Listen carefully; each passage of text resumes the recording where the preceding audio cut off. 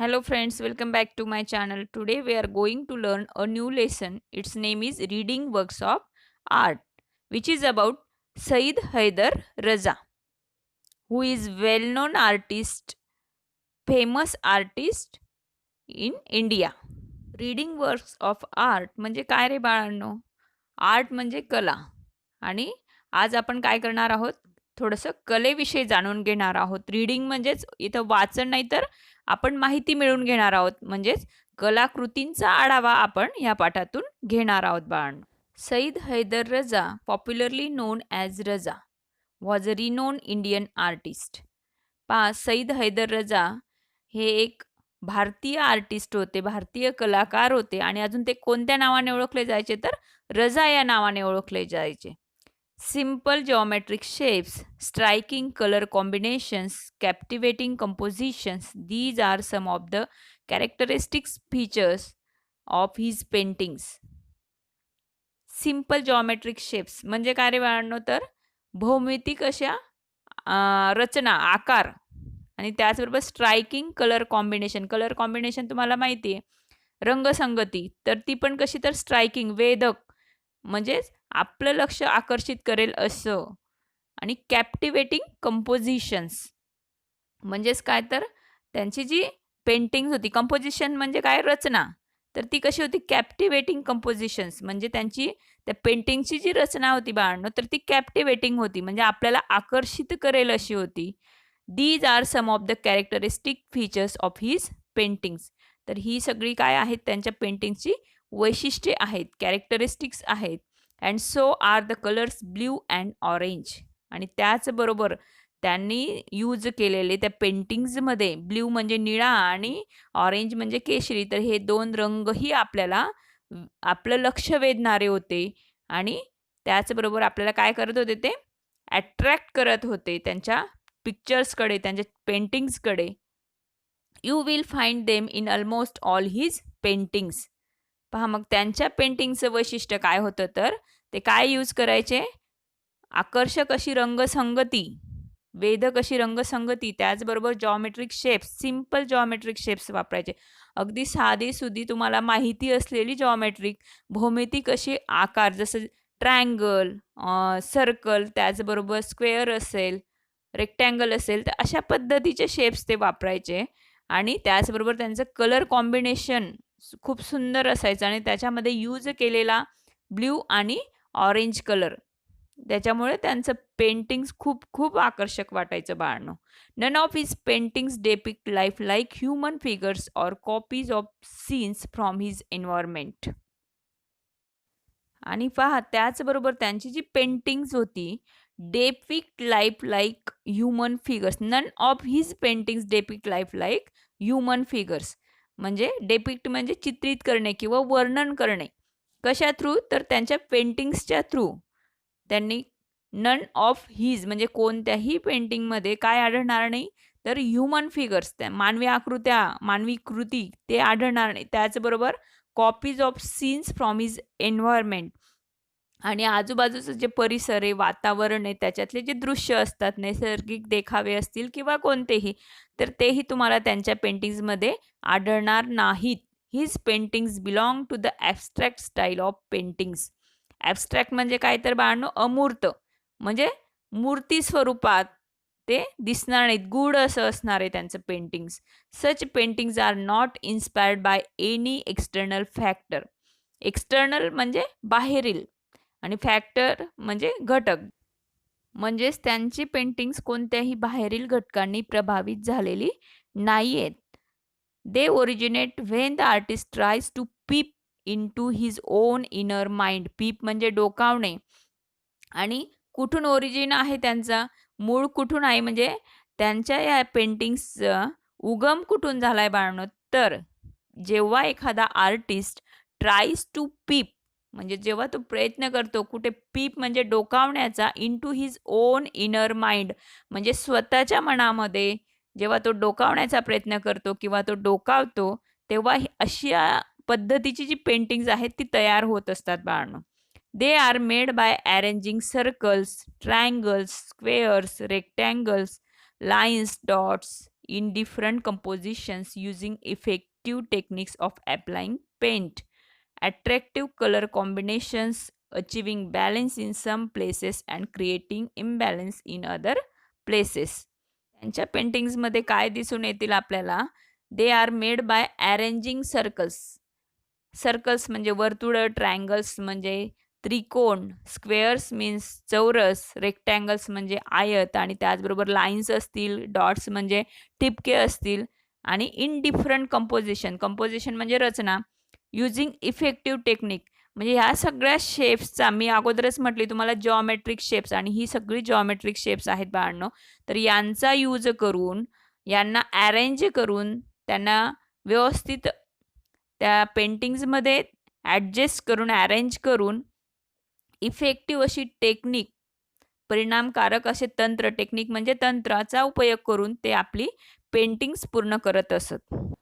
आणि त्याचबरोबर अजून ते कोणतं तंत्र वापरत, कोणतं इफेक्टिव्ह टेक्निक वापरत, तर अट्रॅक्टिव्ह कलर कॉम्बिनेशन, रंगसंगती कशी, तर ती ही आकर्षक अशी रंगसंगतीचा ते उपयोग करत असत. त्याचबरोबर अजून काय केलं जातं अशा पेंटिंग्समध्ये? अचिव्हिंग बॅलन्स, योग्य असं संतुलन, बॅलन्स म्हणजे संतुलन आणि त्याचबरोबर इन सम प्लेसेस आणि काही ठिकाणी त्या पेंटिंग्समध्ये काय दाखवलं जातं? क्रिएटिंग इम्बॅलन्स, इम्बॅलन्स म्हणजे असमतोल, इन अदर प्लेसेस म्हणजे काही ठिकाणी योग्य असं संतुलन दाखवलं जातं, समतोल दाखवला जातो, तर त्या पेंटिंग्समध्ये काही ठिकाणी असमतोल दाखवला जातो. अशा पद्धतीने हे टेक्निक वापरून ही पेंटिंग्स तयार केली जातात. रजा found his paintings through his study of Indian art and it's heritage, cultural context and philosophy. पहा मग रजा यांना त्यांच्या ह्या कलेचा कसा शोध लागला, त्यांच्या ह्या पेंटिंग्सचा कशा पद्धतीने शोध लागला, तर थ्रू ही स्टडी म्हणजे अभ्यास ऑफ इंडियन आर्ट, भारतीय कला आहे आणि त्याचबरोबर इट्स हेरिटेज, त्याचा जो काही वारसा आहे, भारतीय कला आणि तिचा वारसा, त्याचबरोबर कल्चरल कॉन्टेक्स्ट, कल्चरल म्हणजे सांस्कृतिक, कॉन्टेक्स्ट म्हणजे संदर्भ, तर सांस्कृतिक संदर्भ अँड फिलॉसॉफी, फिलॉसॉफी म्हणजे तत्वज्ञान, यांच्या अभ्यासामधून रजा यांना आपली ही कलाकृती गवसली, कलाकृती सापडली. His pictures seem to radiate peace and life at the same time. अजून रेडिएट मीन्स पसरवणे किंवा उत्सर्जित करणे. काय पसरवतात त्यांची पिक्चर्स, त्यांची जी चित्रे आहेत ती काय रेडिएट करतात? पीस, पीस म्हणजे काय? अगदी शांतता, अँड लाईफ जीवन, सजीवता, ॲट द सेम टाईम म्हणजेच त्यांच्या पिक्चर्समधून, त्यांच्या चित्रांमधून आपल्याला काय दिसेल, तर अगदी शांतता आणि त्याचबरोबर सजीवता, ह्या दोन गोष्टी त्यांच्या पिक्चर्समध्ये आपल्याला आढळून येतील. We realize that the paintings is a visible form of very deep thought. आणि आपल्याला अजून काय समजेल? दॅट द पेंटिंग म्हणजे ही कलाकृती is a visible form, visible म्हणजे दृश्य असं, आपण पाहू शकू असं, form of very deep thought, deep म्हणजे सखोल, गहन असा थॉट, गहन असा विचार, तो आपल्याला या पेंटिंग्समधून दिसून येईल. Very few abstract paintings communicate with the viewers as much as Raza's do. रजांची आहेत तशी खूप कमी ॲबस्ट्रॅक्ट पेंटिंग्स आहेत, ॲबस्ट्रॅक्ट चित्रे आहेत जी दर्शकांशी कम्युनिकेट करू शकतात, दर्शकांशी संवाद साधू शकतात. रजा was born in a small village in Madhya Pradesh. रजा यांचा जन्म मध्य प्रदेशमधील एका छोट्याशा खेड्यागावामध्ये झाला होता. He began to paint from the age of 12 आणि त्यांनी पेंट करायला कितव्या वर्षापासून सुरुवात केली? त्यांच्या वयाच्या अगदी ते 12 वर्षाचे होते तेव्हापासून त्यांनी पेंट करायला सुरुवात केली. He studied art at the Chitrakala Mahavidyalaya at Nagpur and then at the J school of art in Mumbai. सुरुवातीचं जे शिक्षण आहे आर्टचं त्यांनी चित्रकला महाविद्यालय जे नागपूरला आहे तेथे घेतलं आणि अजून नंतर कुठे घेतलं, तर जे school of art in Mumbai, आणि मुंबईमधलं जे स्कूल आहे जे स्कूल ऑफ आर्ट नावाचं, तिथं त्यांनी पुढचं शिक्षण घेतलं. Later he went to France to study art. Art म्हणजे कला, तर ह्या कलेविषयी शिक्षण घेण्यासाठी ते नंतर कुठे गेले, तर फ्रान्सला गेले. आफ्टर अ फ्यू इयर्स, काही वर्षानंतर, he decided to settle in France आणि त्यांनी काही दिवसानंतर फ्रान्समध्ये सेटल व्हायचं ठरवलं. हिज वाईफ वॉज फ्रेंच आणि त्यांच्या ज्या पत्नी होत्या त्या काय होत्या तर फ्रेंच होत्या. He won many national and international awards. Awards म्हणजे काय तर पुरस्कार. तर राष्ट्रीय आणि त्याचबरोबर आंतरराष्ट्रीय पुरस्कारही त्यांनी मिळवले आहेत. He was honoured with all the 3 Padma awards. Padmashri, Padmabhushan and Padmavibhushan. पहा मग, ऑनर म्हणजे सन्मानित करणे. तर कोणकोणत्या अवॉर्ड्सनी ते सन्मानित झाले होते किंवा सन्मानित केले गेले होते तर पहिला आहे पद्मश्री, सेकंड पद्मभूषण आणि तिसरा अवॉर्ड आहे पद्मविभूषण. तिघही अवॉर्ड त्यांना मिळाले होते. With all the awards and honours his paintings were exploring a spiritual metaphysical path. With all the awards and honours, सगळ्या या पुरस्कारांबरोबर या सन्मानांबरोबरच his paintings were exploring. Exploring म्हणजे शोधणे किंवा अभ्यास करणे. काय करत होती त्यांची पेंटिंग्स, कशाचा शोध घेत होती तर स्पिरिच्युअल म्हणजे आध्यात्मिक, त्याचबरोबर मेटाफिजिकल म्हणजे तात्विक, पाथ म्हणजे तर रस्ता. म्हणजेच त्यांची जी पेंटिंग्ज होती तर ते आध्यात्मिक त्याचबरोबर तात्विक मार्ग सुद्धा शोधत होती, एक्सप्लोर करत होती. Gradually the bindu or point came to be the core of his paintings. Core म्हणजे केंद्रबिंदू. तर त्यांच्या पेंटिंगचा केंद्रबिंदू काय होता ॲक्च्युली तर बिंदू म्हणजे एक ठिपका और पॉइंट, ज्याला पॉइंटही आपण म्हणू शकतो. तर हा ठिपका किंवा बिंदू त्यांच्या पेंटिंगचा कोर होता, गाभा होता, केंद्रबिंदू होता. He describe his work in these words. त्यांनी त्यांचं जे वर्क आहे, त्यांचं जे काम आहे तर कोणत्या शब्दात डिस्क्राईब केलंय, कोणत्या शब्दात वर्णन केलंय? My work is my own inner experience and involvement with the mysteries of nature and form which is expressed in color, lines, space and light. काय म्हणतायत बाळांनो ते? माय वर्क, माझं जे काम आहे, is my own inner experience, माझा हा स्वतःचा अनुभव आहे. इनर म्हणजे आतला. तर हा माझा स्वतःचा अनुभव आहे. माझं वर्क म्हणजे माझं काम म्हणजे अँड इन्व्हॉल्व विथ द, आणि अजून त्याच्यामध्ये काय काय इन्व्हॉल्व आहे तर मिस्ट्रीज ऑफ नेचर, निसर्गाची गूढता and form which is express, आणि अजून कोणत्या फॉर्ममध्ये एक्सप्रेस केलं गेलेलं आहे ह्या सगळ्या गोष्टी. एक्सप्रेस म्हणजे वर्णन केल्या गेल्या आहेत माझ्या चित्रांमार्फत. तर कशाच्या साहाय्याने वर्णन केलं आहे त्यांनी ह्या सगळ्या गोष्टी? कलर, रंग म्हणजे लाईन, आणि स्पेस, स्पेस म्हणजे काय तर अवकाश, अँड लाईट म्हणजे प्रकाश. तर काय म्हणतात ते? अशा पद्धतीने माझ्या ज्या काही पेंटिंग्ज आहेत त्या माझा इनर एक्सपिरियन्स आहेत, माझा स्वतःचा अनुभव आहे आणि त्यांच्यामध्ये मी निसर्गाची गूढता सुद्धा मी इन्व्हॉल्व केलेली आहे. आणि मी कशा थ्रू एक्सप्रेस केलेलं आहे ते तर कलरच्या साहाय्याने, लाईन्सच्या साहाय्याने, आणि त्याचबरोबर स्पेस आणि लाईट, अवकाश आणि प्रकाशाच्या साहाय्याने मी त्या एक्सप्रेस केल्या आहेत.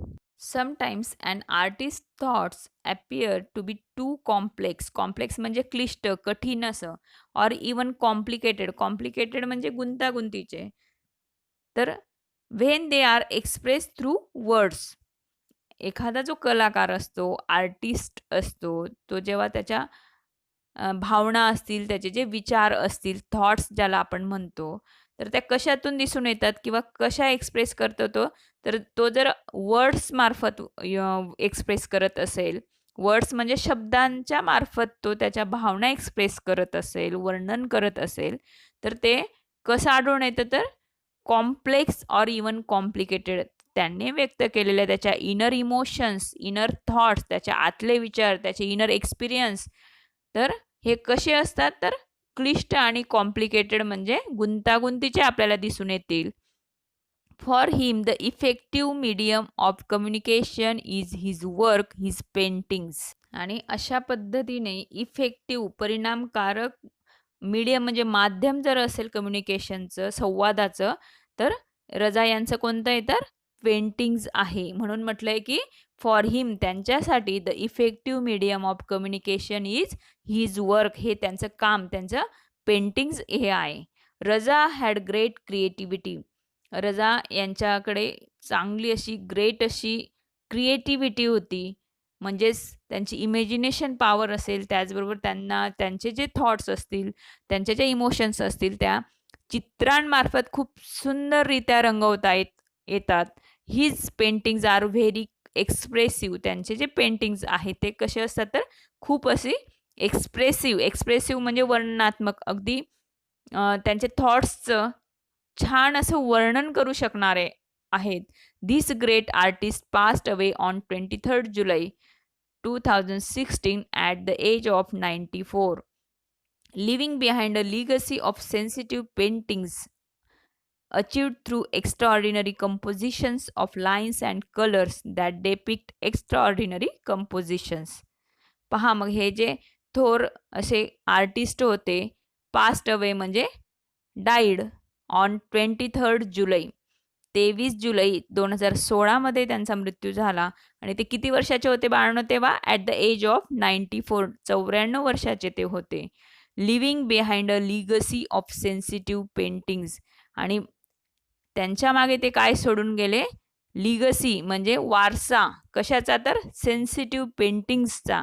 म्हणजे ते आपल्याला त्यांची ही संवेदनशील अशी कलाकृती पेंटिंग्स ते देऊन गेलेत. Achieved through extraordinary compositions. आणि त्यांनी ती कशी अचीव केलेली होती तर त्यांच्या एक्स्ट्राऑर्डिनरी असामान्य अशा कंपोजिशन्सने, रचनेने ऑफ लाईन्स अँड कलर्स. लाईन्सचा सुयोग्य असा वापर करून, त्याचबरोबर वेगवेगळ्या शेप्सचा वापर करून आणि कलर्सचा वापर करून त्यांनी ही पेंटिंग्स, सेन्सिटिव्ह अशी पेंटिंग्स तयार केली होती. आणि ॲज अ लिगसी म्हणजे वारसा ते आपल्यासाठी एक प्रकारे सोडून गेलेत. That depict extraordinary compositions. आणि त्यांच्या पेंटिंग्समधून, डेपिक्ट म्हणजे काय? चित्रित करणे. जी काय चित्रित करतात तर एक्स्ट्राऑर्डिनरी असामान्य असं कंपोजिशन, रचना. गोंड आर्ट. पहा बाळांनो, गोंड आर्टचं म्हणजे गोंड कलेचं खूप सुंदर असं चित्र आपल्याला इथं दिसून येतं आहे पुस्तकामध्ये. Okay. Gond art is a tribal art. Tribal म्हणजे आदिवासी. तर गोंड आर्ट, गोंड कला ही कशी कला आहे? कोणती कला आहे तर आदिवासी कला आहे. It has been develop and preserved by the Gond tribal people residing largely in the Madhya Pradesh, Maharashtra, Telangana, Andhra Pradesh and Odisha states of India. भारताचे जे काही राज्य आहेत, स्टेट म्हणजे राज्य. कोणकोणती राज्य तर मध्य प्रदेश, महाराष्ट्र, तेलंगणा, त्याचबरोबर आंध्र प्रदेश, ओडिशा. तर ह्या राज्यांमध्ये जे लोक राहत आहेत, हे आदिवासी लोक, त्यांनी काय केलं आहे? ही जी कला आहे ती काय केली आहे? Develop and preserve. म्हणजे या कलेचा विकास केला आहे. डेव्हलपमेंट म्हणजे विकास. Develop and preserve. प्रिझर्व म्हणजे जतन करणे, राखून ठेवणे. तर ही जी गोंड कला आहे तर ह्या आदिवासी लोकांनी, जे लोक ह्या भारताच्या ह्या वेगळ्या वेगळ्या राज्यामध्ये राहत आहेत, त्यांनी जतन करून ठेवली आहे. From their traditional tales and mythology, we learn that they have lived in India for thousands of years, even before the other inhabitants came here. पहा मग, इनहॅबिटंट्स म्हणजे काय तर रहिवासी. म्हणजेच जे जे दुसरे काही रहिवासी भारतात आले, तर त्या रहिवासींच्या अगोदरच हे जे काही लोक होते, आदिवासी लोक, तर त्यांनी त्यांच्या ट्रॅडिशनल टेल्स म्हणजे कथा, परंपरागत ज्या काही कथा असतील, आणि त्याचबरोबर मायथॉलॉजी म्हणजे पौराणिक कथा, यांच्यातून we learn that they have lived in India for thousands of years. याच्यातून आपल्याला असं कळतं की हे जे काही लोक आहेत ते हजारो वर्षापूर्वीचे भारतात येऊन राहत आहेत. म्हणजे हे दुसरे इनहॅबिटंट्स, दुसरे रहिवासी येण्याच्या अगोदरपासून ते राहत आहेत. The Gondi language is similar to Telugu, Dravidian language. आणि गोंडी लँग्वेज सिमिलर म्हणजे सारखी आहे. कोणत्या लँग्वेज सारखी तर तेलुगू आणि द्रविडियन लँग्वेज सारखी गोंडी लँग्वेज आहे. Gond art has spread mainly in central India. Central India म्हणजे मध्य Bharat.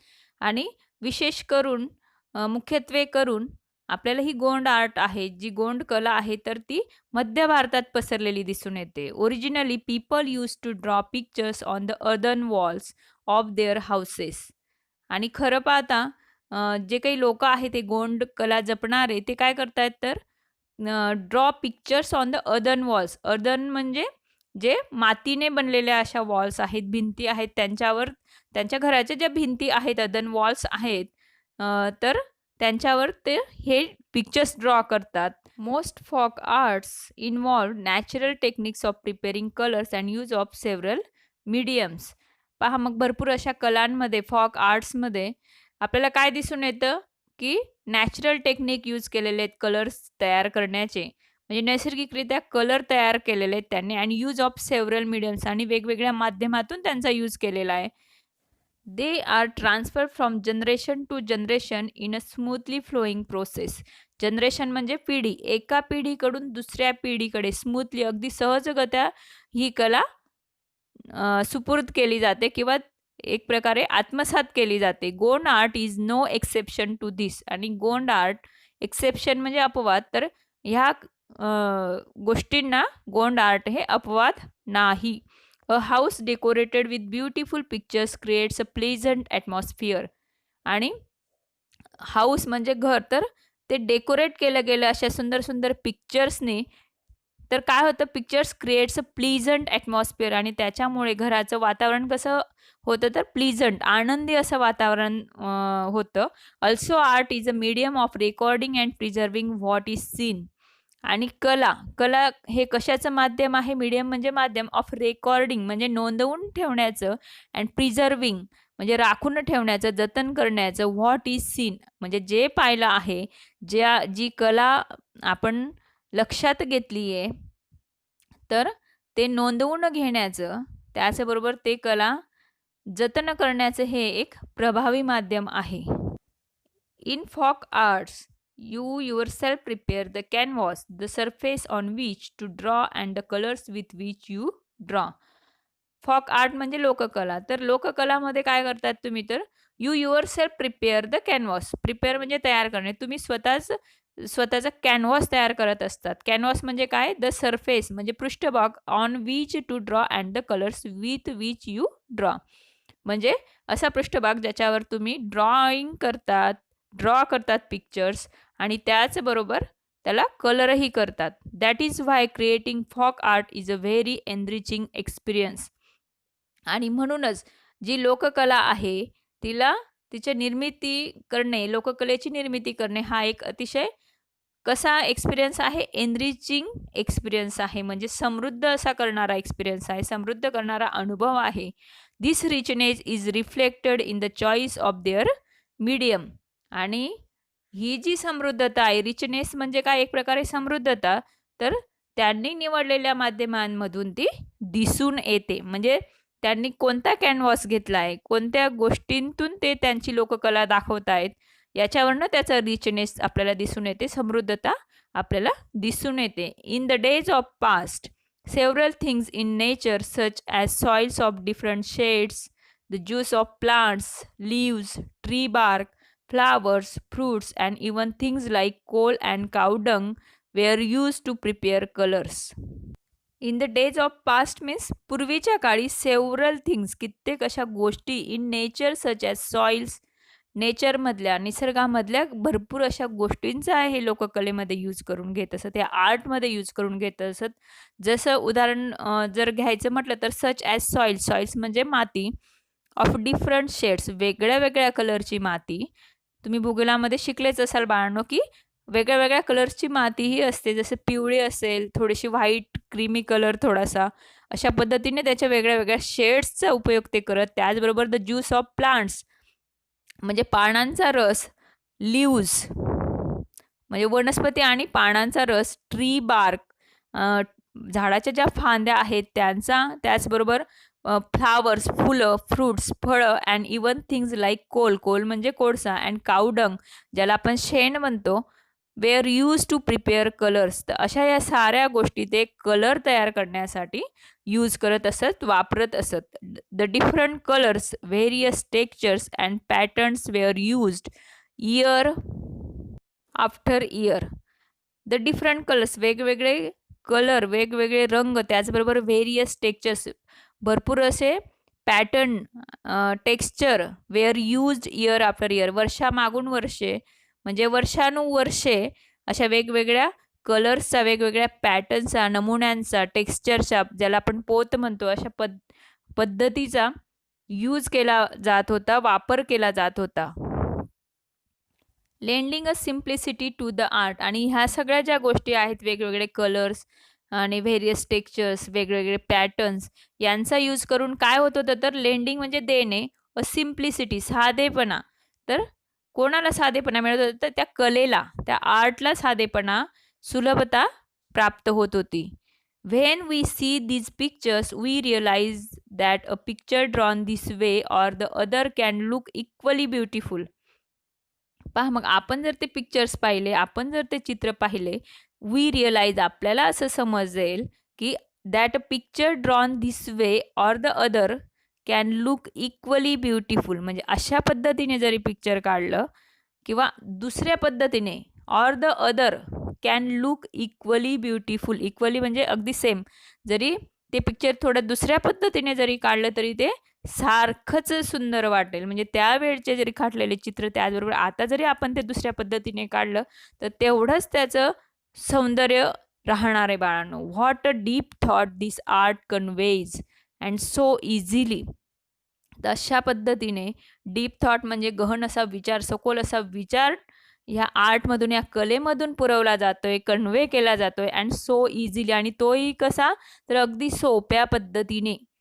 In the Gond style of art, we see that the outlines may vary a little from artist to artist, but the designs that fill it make the whole picture look lively and attractive. म्हणजेच आपण गोंड कलेची style जर पाहिली, त्याची शैली जर पाहिली तर वी सी दॅट द आउटलाईन्स माहिती तुम्हाला ड्रॉइंगचे आउटलाईन्स मे व्हेरी. व्हेरी म्हणजे वेगवेगळी, विविधता दिसेल तुम्हाला तिथं. A little from artist to artist म्हणजे एका आर्टिस्ट म्हणजे जो कलाकार आहे, जो तो चित्र रेखाटतोय, कलर करतोय त्या चित्राला, तर तो आर्टिस्ट. तर एखाद्या आर्टिस्टचं आउटलाईन्स तो वेगळ्या पद्धतीने देईल, तर दुसरा अजून एखाद्या वेगळ्या पद्धतीने देईल. But the designs that feel it make the whole picture look lively and attractive.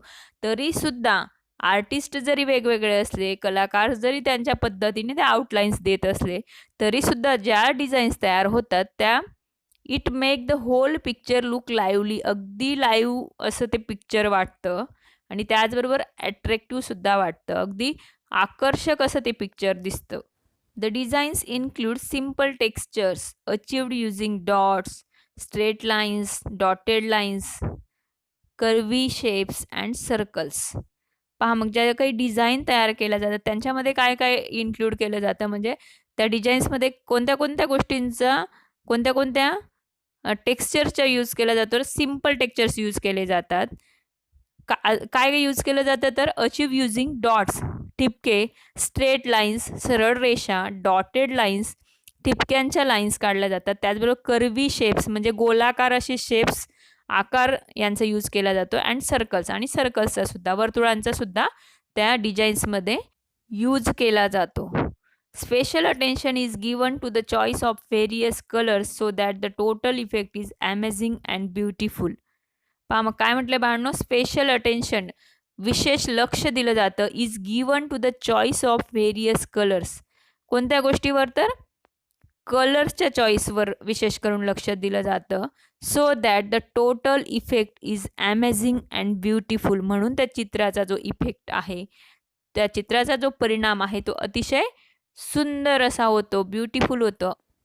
In today's age of commercialisation many men have taken up Gond art. पहा, कमर्शियलायझेशन म्हणजे व्यापारीकरण.